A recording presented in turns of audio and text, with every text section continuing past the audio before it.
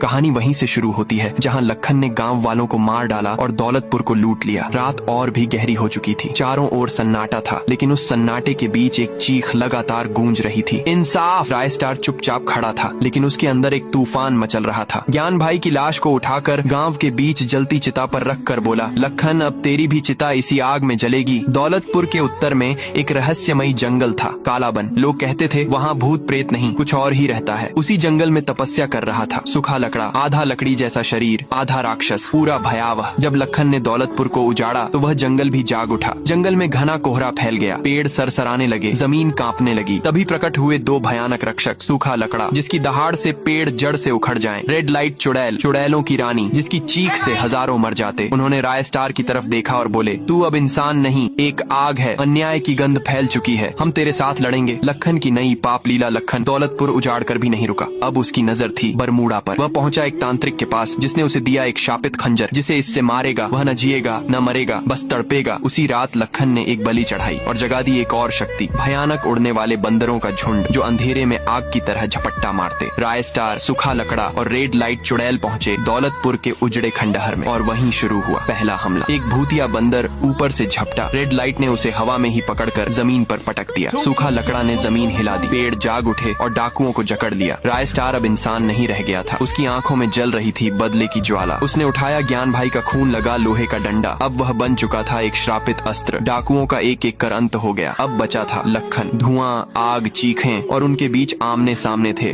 रायस्टार और लखन। लखन ने शापित खंजर से वार किया, लेकिन रायस्टार अब पीड़ा से परे जा चुका था। उसने लोहे के डंडे से लखन को जमीन पर गिरा दिया और बोला, ये दौलतपुर की आत्माओं का न्याय है। एक आखिरी वार हुआ, लखन की सांस टूट गई।